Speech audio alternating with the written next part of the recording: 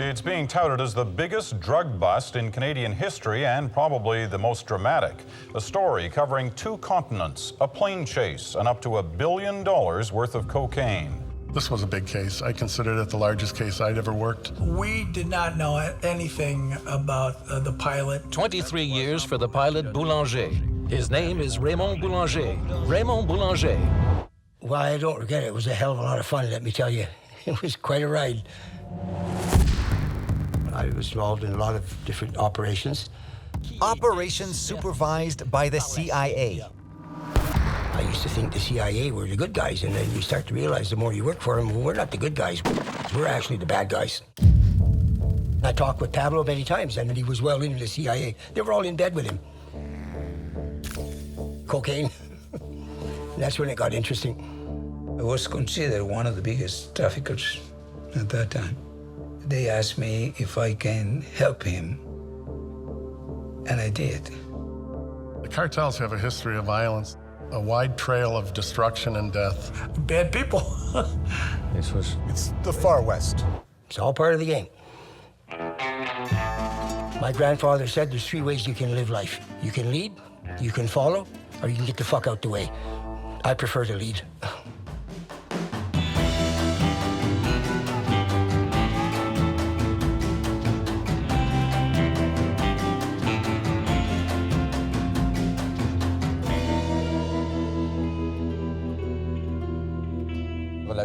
So yesterday, the RCMP carried out the largest drug bust ever in Canada. Donnacona is the biggest penitentiary in Quebec where the most dangerous criminals are incarcerated. It's stressful, and the environment is stressful, so you just be careful. You don't make friends in prison. In July 1998, you escaped. You always use the word escaped. I left. Ah, sorry. When you don't go back, you don't follow curfew, you've escaped. Knowing him, you should probably look for him in Latin America. That's when he got kidnapped. One of the guys pulled a revolver out and he fired 3 or 4 shots right between his feet. Marxist rebels, here we go.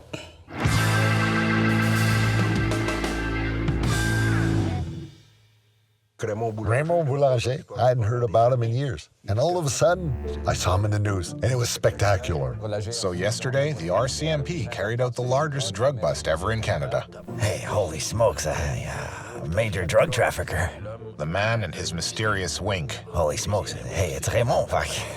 Well, Raymond just got caught. When he was on TV, my friends used to love saying, "Louise, look, your ex-husband." 23 years for the pilot, Raymond Boulanger. I said, what? Yeah, they put us in a maximum security prison because of the time, the length of the sentence warranted that.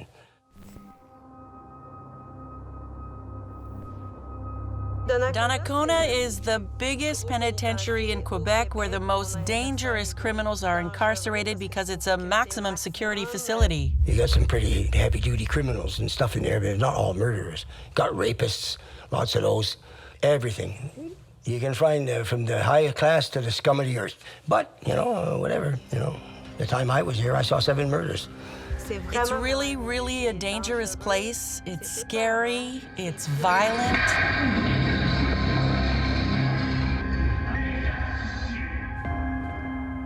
Well, yeah, it's stressful, and the environment is stressful, so you just be careful. But a guy like myself, I'm used to high-pressure situations, so it's not a big deal to me.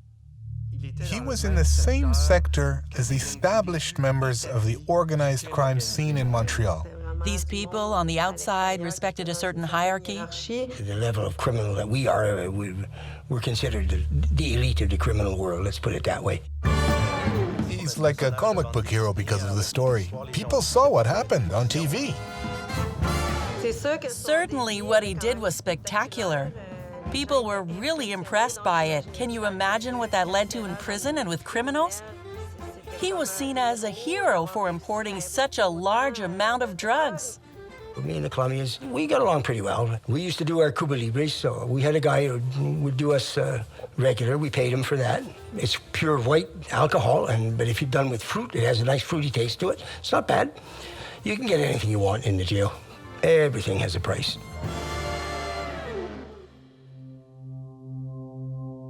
aside from Raymond Boulanger, the day of the historic missed importation of 4,000 kilos of cocaine, other people were arrested, like Christian Deschênes. So when we arrived in Donnacona, he was already there. So he'd already told all the other guys, oh, my friends are coming, we're going to get it, all like that. And we arrived there, and I said, you're not my friend, in front of everybody. You're not my friend, I don't know you. I've never seen you, and the only reason we're here is because of you. So that ended that. I said, I'll give you some advice. Stay far away from me. He's a pathological liar. He invents stories about himself and tells people all kinds of shit. He's supposed to be a hockey champion, a tennis champion, a this champion. He was a Green Beret. He paid some guys to attack me with a baseball bat, and that didn't work out too well. You know, his reputation went out the toilet, and he ended up trying to buy back his reputation, so he figured that by getting me beat up, I would leave. Well, he came running out, two of them, one guarded the door, one came running up behind me in the gymnasium, and I heard him coming, and I saw the bat coming, and he hit me in the back of the head. By about 22 stitches in the back of my head. But I dropped to one knee like that, and I blocked the next swing with the elbow, and then I got up and kicked him in the nuts. Take the mask off and fight like a man, you piece of shit. But he was limping for the door like that, and I was getting like dizzy because, and pretty good, so I better headed for the infirmary, and then the blood started running down my shoulder and everything. And they patched my head and sewed it up, and that's it. I told the security head that I wasn't going to retaliate, so I let that go. And I let it go in June, and then come July, we figured sufficient time had passed. So one Saturday morning, the boys said, okay, Ray, you stay inside, don't come out for the movement this afternoon. We're going to hit him this afternoon. So at the movement at 2:30 in the afternoon, when he was coming back in from outside, he walked through the turnstile door, for the gymnasium, and the 5 guys were waiting for him with baseball bats, and they damn near beat him to death.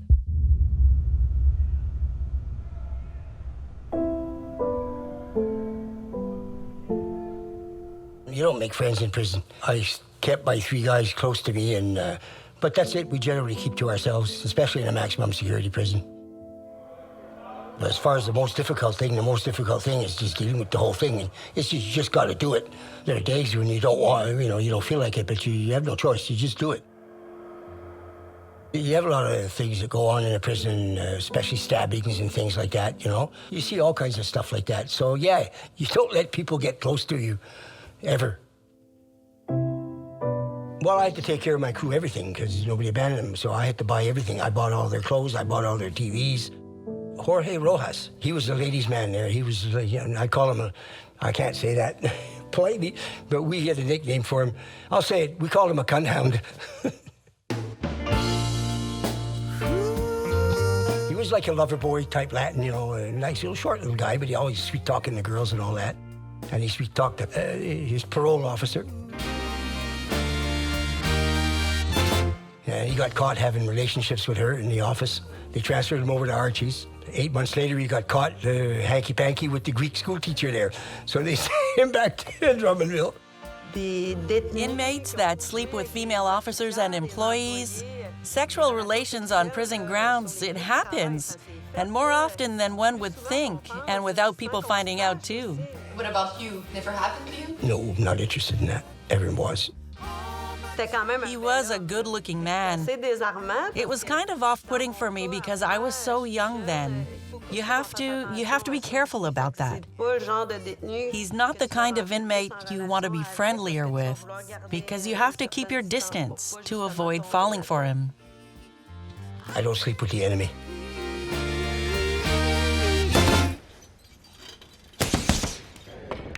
There's a lot of self-respect that goes on. You respect other people's privacy, and that's it. There's a code of behavior. And if you don't have it, you get taught pretty quick, So, yeah, you're dealing with people who, they know how to do their time. They're not children. Shut up and do your time. That's it. I wouldn't say he was happy in prison, but he knew how to get the most out of the situation.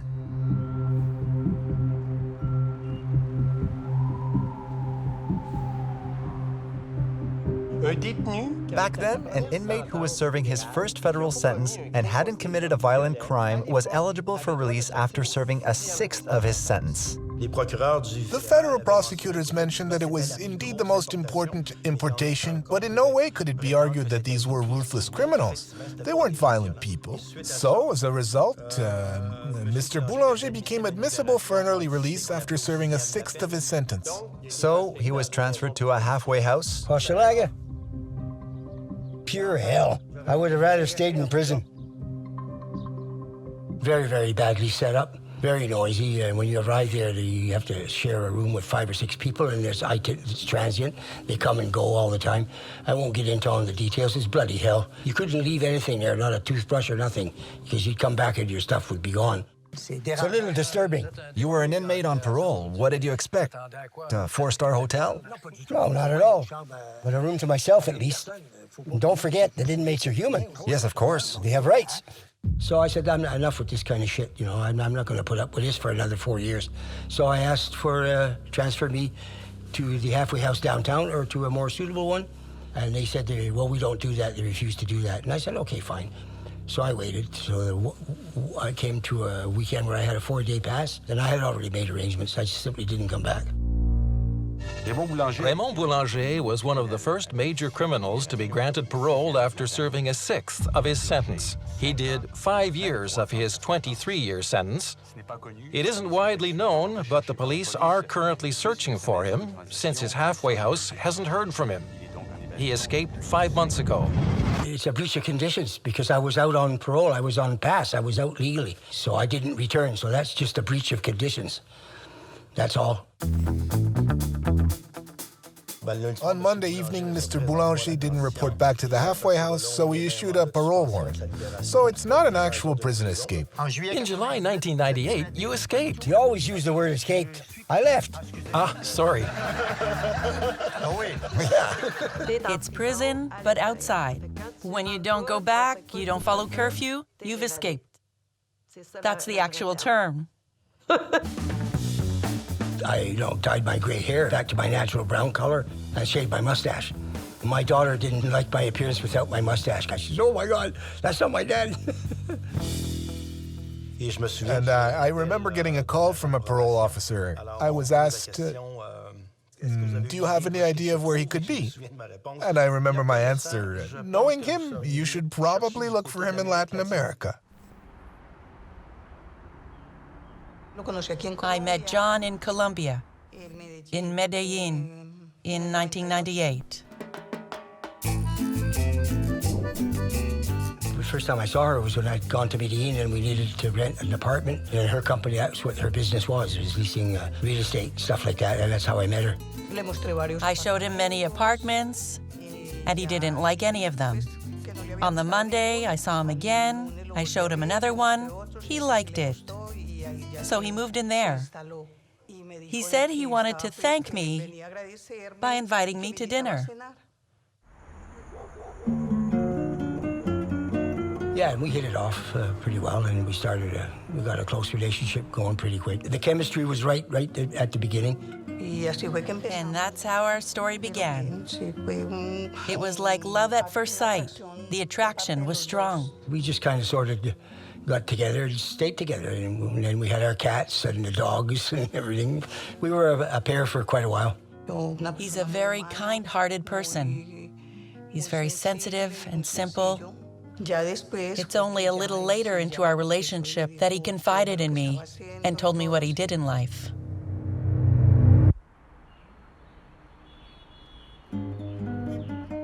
But it was too late. Because I was already in love with him. She didn't know anything about my business, no. You do the business, you don't talk about it. But as far as she's concerned, and still today, she knows my business is aircraft. You know, it's generally aviation-related work, so she's aware of that. But she's not aware of what goes on the other side. That wasn't her business, and we don't talk about that ever. We settled down on a farm close to Llano Grande, and during one of his business trips, he went to Tame, close to Arauca. That's where he was kidnapped.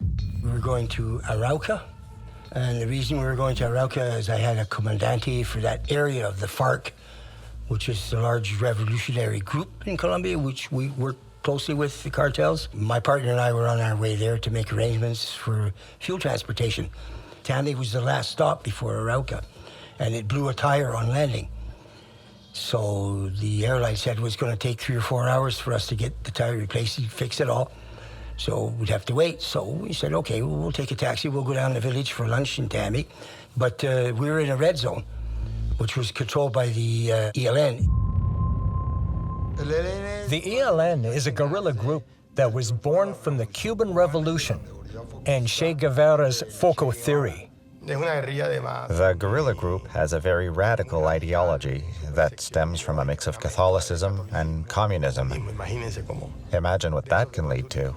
Actually, the ELN consolidated their control by committing extortion for a major international oil corporation, and they also took control of oil pipelines, so the attacks on the pipelines. But in the 90s and 2000s, they got involved in drug trafficking, and to this day, they are narco-traffickers. They arranged an ambush and they kidnapped us on the way back to the airport. The truck was driving and then it just pulled and blocked the road. And a bunch of people got out armed to the teeth. They put you on the floor of the car, keep your head down, put the gun in the back of your head, don't move. And then they blindfolded you. Partner, he got all excited because you could hear them cocking their rifles, you know, they cranking the rifles. And he says, oh shit, they're gonna kill us. I kept telling him, I said, stop, shut up. You know, these guys, their job is just to take us into custody. They're not negotiating. They're not the ones that are kidnapping us. They're following orders. So shut the hell up and get in the car. And he kept on going.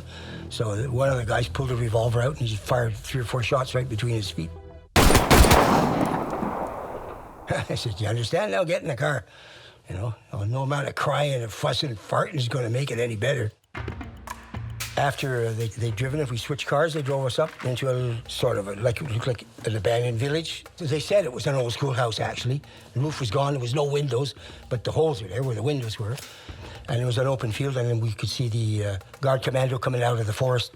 Marxist rebels, here we go. So it was the guy in charge of the commando, his name was Camilo. And he was a Canadian passport. And he told me, he says, good thing it's a Canadian.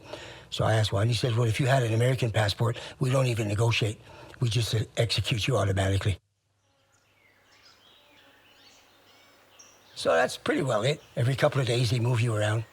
I was always watching the sounds of airplanes going this or that, because you know the air routes like that. You're always keeping your mind busy thinking of a way I'm going to sneak out of here and get the hell out of here. And if I had to try to walk out the territory, forget it. Everybody in that area knows with the guerrilla and they're all familiar with him.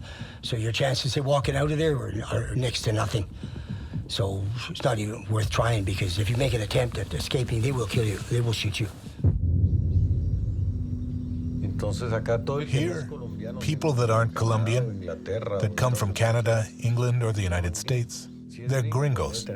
And if they're gringos, they probably have money. So they get kidnapped for a ransom.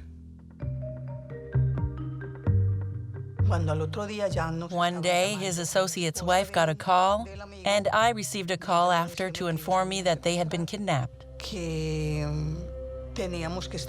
We were supposed to go there to start negotiations. My son was in university back then, and he told me, don't go, Mommy. And I told him not to worry, that someone would help us there. My name is Elkin. I'm 77 years old. I was considered one of the biggest traffickers at that time. I met John Boulanger in a farm, and I did like the way that he was, his respect. I have a good admiration for him, and became friends. They counted me because I had connections at the airport, connections of people that has airlines, and they were involved in certain activities. So they asked me if I can help him, and I did. They wanted initially $5 million US for us each. I went there, talked to them, and finally we negotiated for $30,000.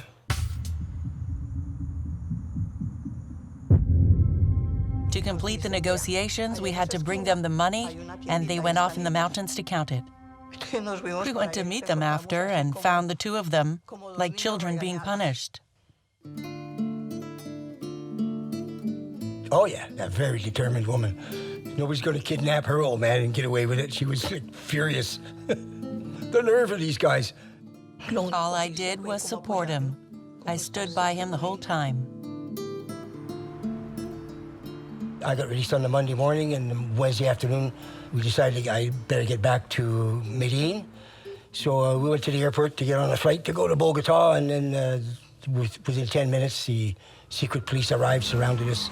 They grabbed us, arrested us all. And after that, I don't know anything else, because the Canadian government took over everything. Taking me into custody. They hadn't formally arrested me. They didn't. They just picked us up and took us to a military base.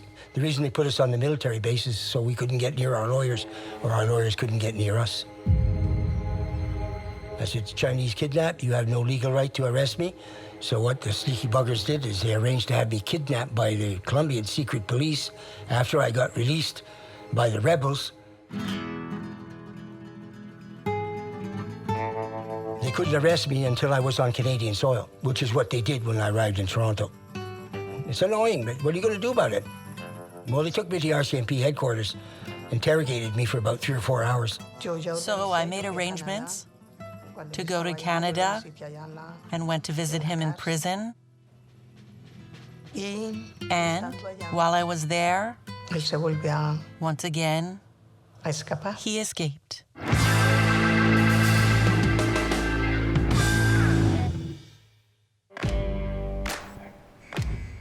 And they transferred me to Camelsville.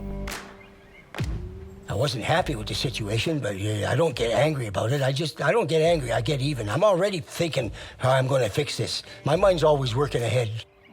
And they told me I was up for parole looking that fall. And they said, we're not going to recommend you for parole. I knew they weren't. And I said, okay, fine. You don't want to give me parole? I'll parole myself. So I was in Cowansville until the fall, and then in the fall they had moved me from Cowansville to Saint-Anne-de-Plaine. And then from Saint-Anne-de-Plaine, I spent a year there, and I was out on work codes. We were installing electrical wiring and electrical junction boxes in the old Presbytère house in the church in Saint-Hermaus. And I arranged my things, so the next week I went out to do my code. And on noon, on the lunch break, my guys drove up, I got in the car, and I left. Within half an hour, I was already in my chalet. Well, it was all over the news that I had escaped again.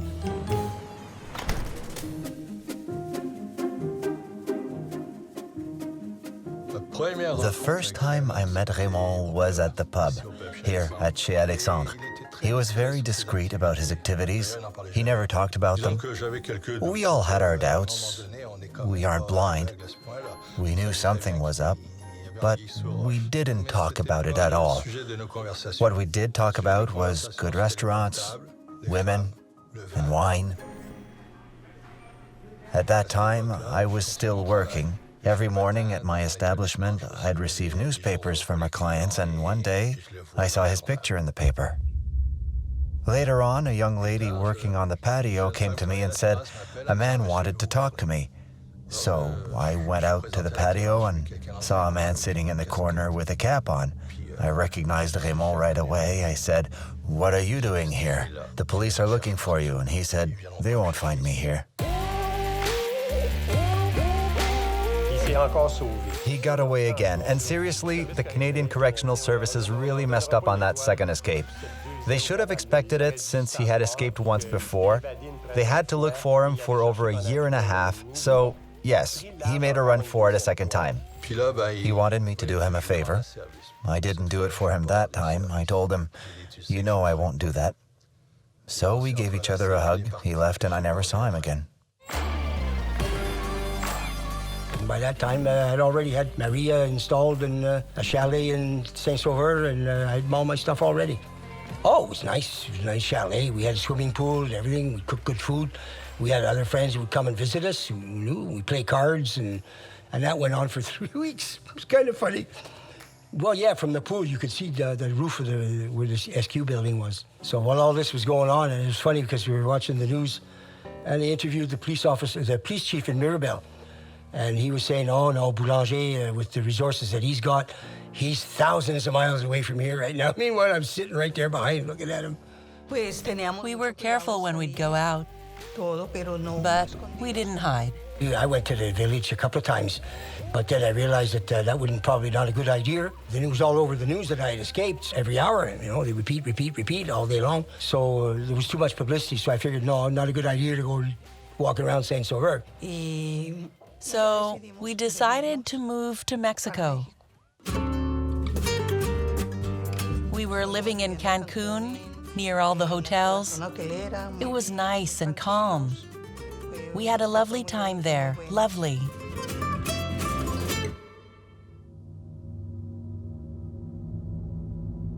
My dad had his illness that progressed to the point where couldn't really be left on his own anymore. He collapsed on the floor a couple of times.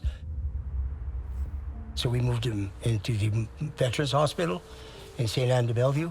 And that's why I had to come back and take care of getting that organized. And I ended up getting captured here again.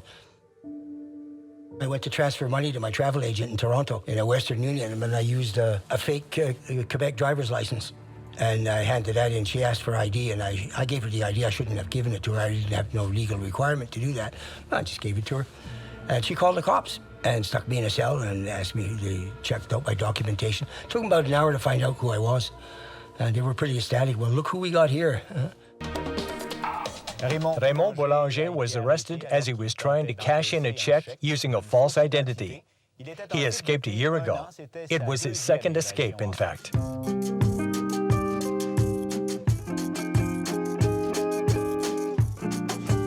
What'd you do during all that time? I worked. What kind of work? Regular work. It's pretty ironic that Raymond, who was being chased down by the DEA and the RCMP and all the police forces, that he would get caught doing a simple transaction in an exchange office. But that's often how it happens. You let your guard down and you get caught.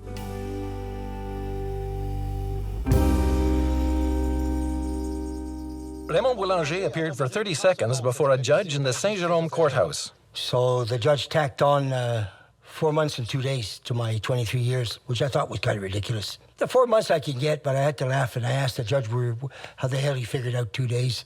I basically told the judge to go fuck himself. He's such a defiant person. My lawyer said, we better get out of here before he slaps you with another 6 months. But I gave the judge a little, this is Italian for fuck you. One thing is certain, his first escape fueled a huge debate about the parole system. After a second escape, he can expect very little chance of getting parole again.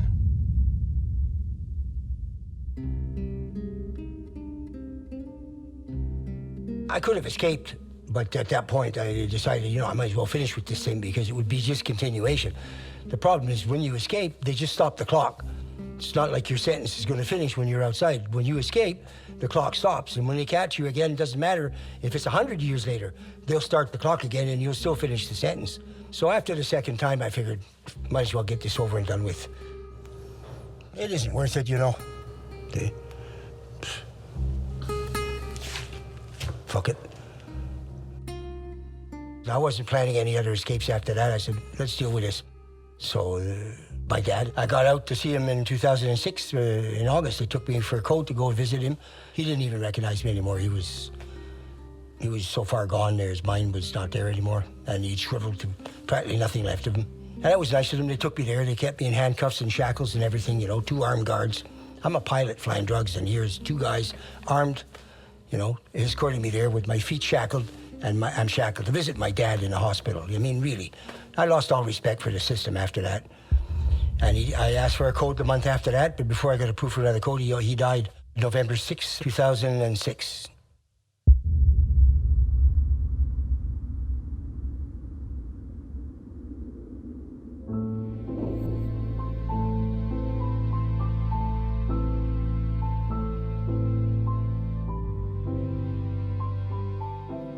We were almost at the end.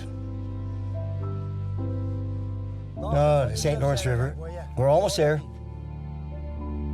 This is where the Métis River flows into the St. Lawrence. And when my father died, they had him cremated. And that's what he wanted. To have his ashes dumped here at the end of the Métis River. My father taught us not to be followers. Taught us to do whatever you have to do and allow yourself to be different. He'd say, don't stay with the herd. He'd say, you're a black sheep, but try to go unnoticed. You can do shady things, but don't attract attention. I succeeded at that. I just got caught once in my life, and that was in Casey. So I wanted to go see where the river ends because I haven't seen it since. And I didn't get to come back then.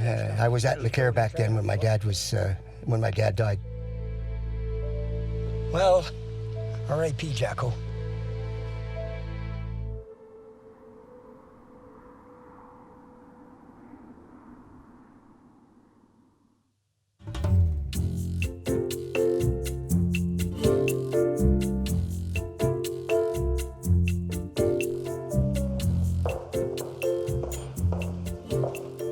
This morning I posted on Facebook in English and French. 23 years, 4 months, and 2 days. Paid in total today. It's just about the same feeling as when you're being shot at or when you're in a dangerous situation and all of a sudden it's over. Oh, let's get the fuck out of here. Ciao, adios.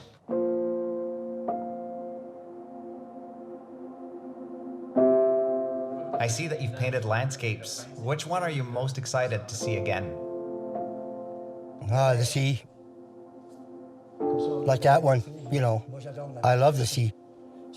That's that. That's like Tierra del Fuego, the south, at the southern end of South America. That's what it looks like.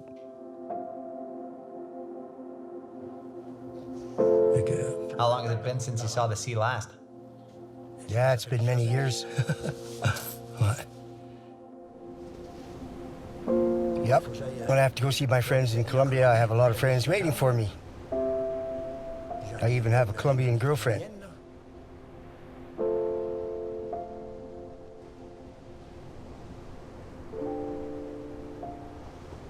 I did my shift. I'm over it. Time to hit the beach. Voyager. Travel a little and that's it.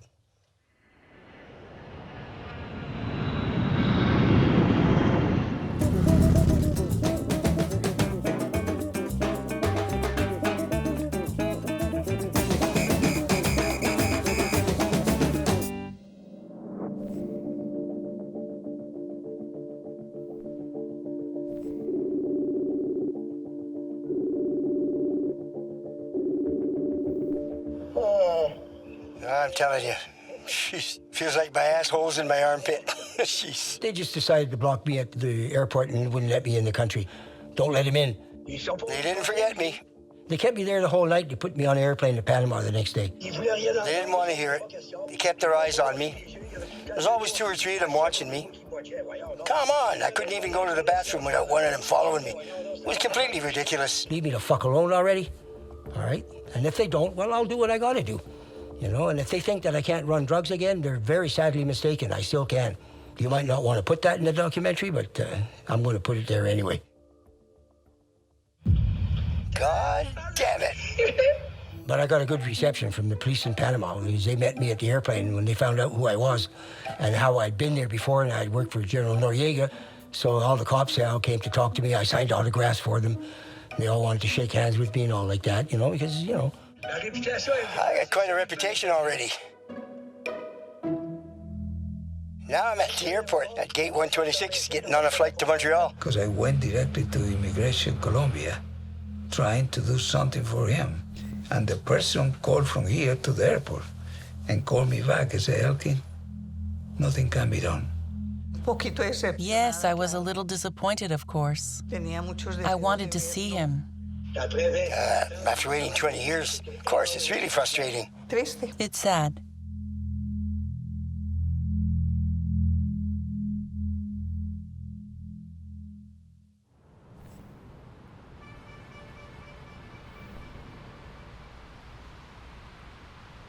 It's at Montreal. We're in Montreal. On s'en va au consulat. We're going to the Colombian consulate. C'est mon anniversaire. It's my birthday. I'm 72 today. Oh, my. Can't believe I made it to be 72 years old. It's here. Okay, see you later.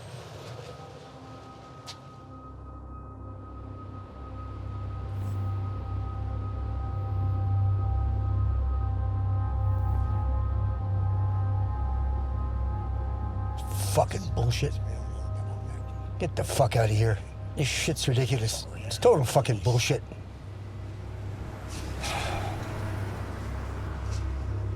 It's beyond ridiculous, you know. It's really, it's not complicated, for fuck's sake. This is a nightmare. People like that should be shot.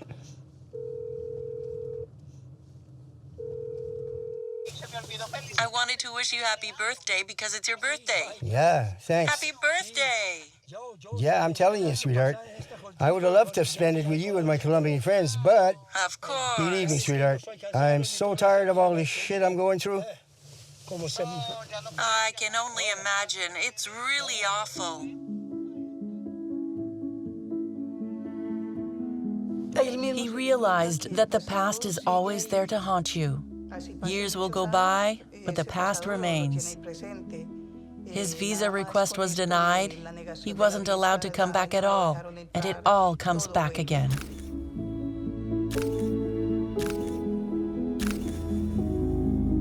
It's always there. I paid my damn debt to society. Enough already. Cost me 23 years, 4 months, and 2 days of my fucking life. That's enough. Leave me the hell alone, all right?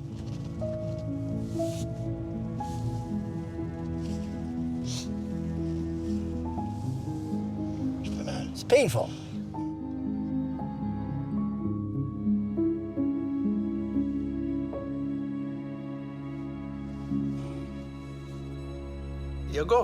Raymond ruined his life. You know, you can't...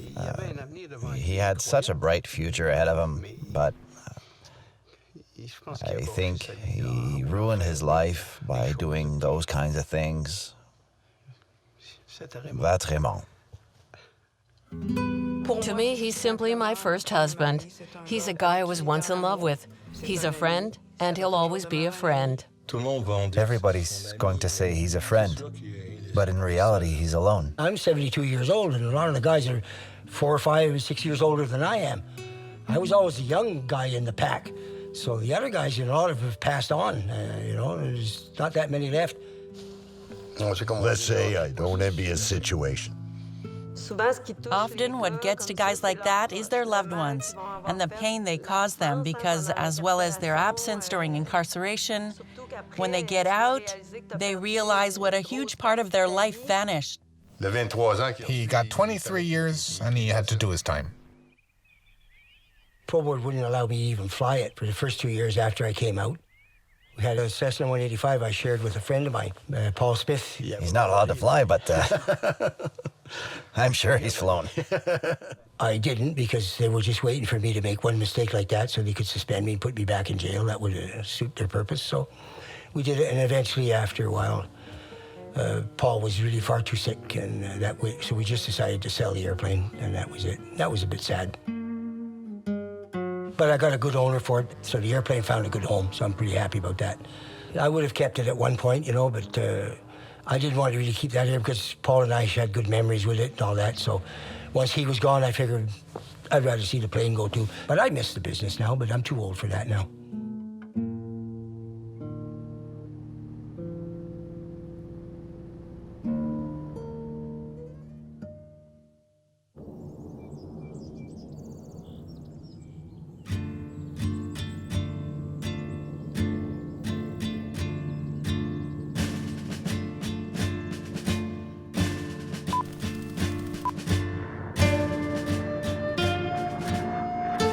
None of us survive life, no matter what you got, no matter how healthy, how wealthy you are. Life doesn't give a shit. You're born and you die.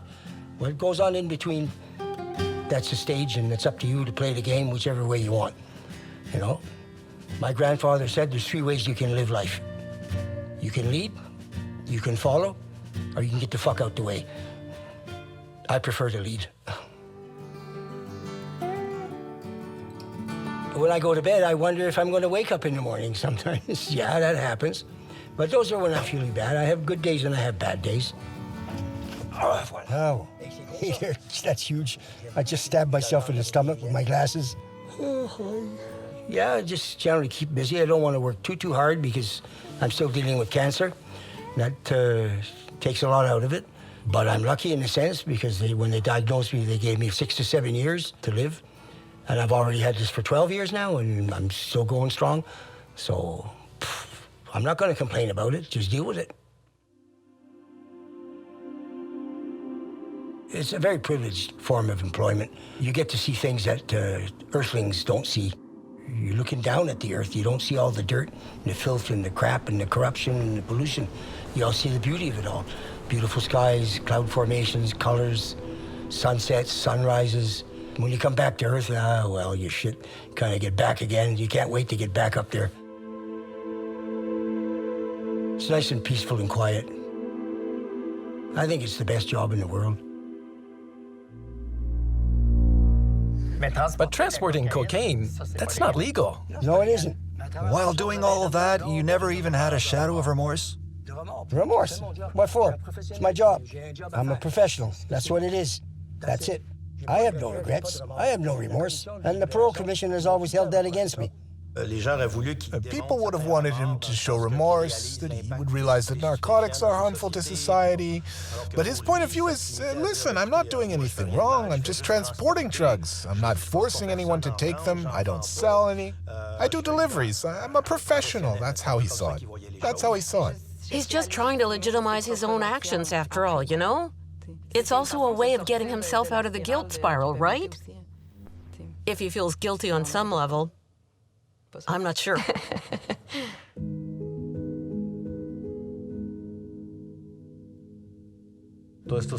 People who assassinate people, who break the law, who steal everything, nothing happens to them. They become untouchables.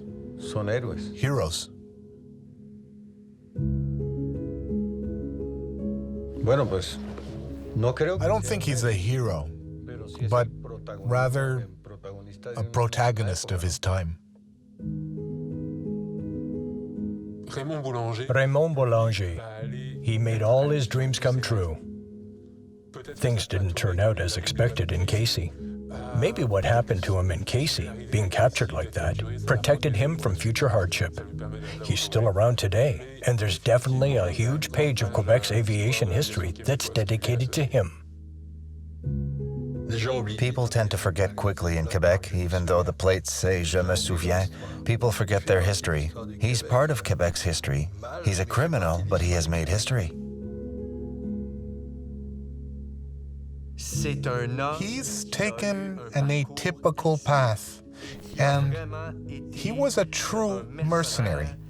Mercenaries of his caliber, as far as I know, other than him, there have not been many in Quebec.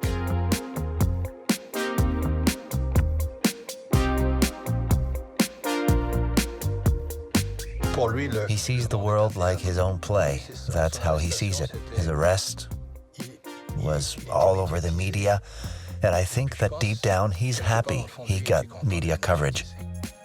He didn't brag about what he did, and other people did it for him. Yep, we're where you landed, on the 231 way. Yeah. He loves it. Can you do it the same way? What are you going to do? I recognized you.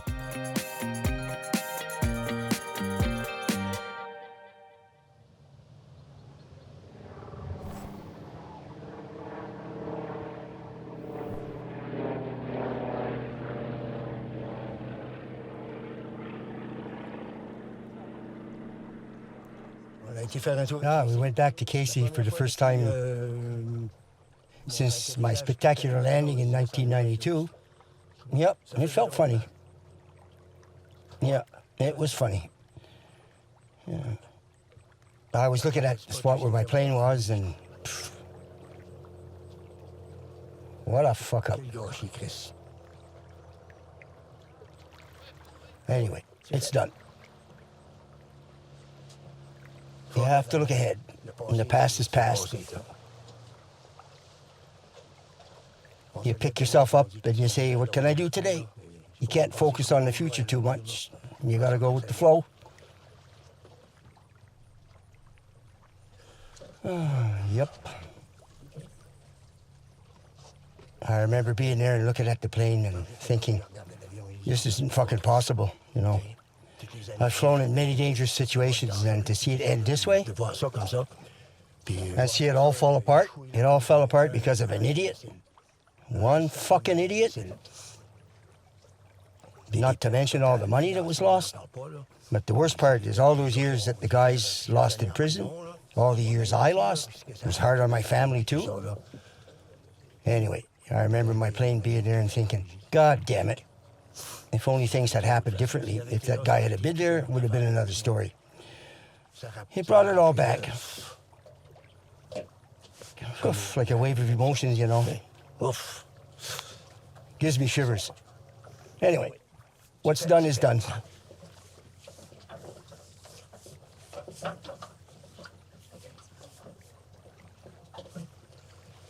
Don't film this.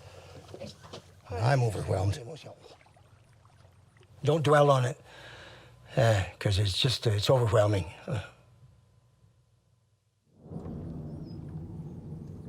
I would say some mornings I'm stupefied. I look back on it like that, and I really am surprised at how the hell did I survive all this. And I'm still there. You know, I guess I got a guardian angel, but I must have put her through quite a lot of difficulties.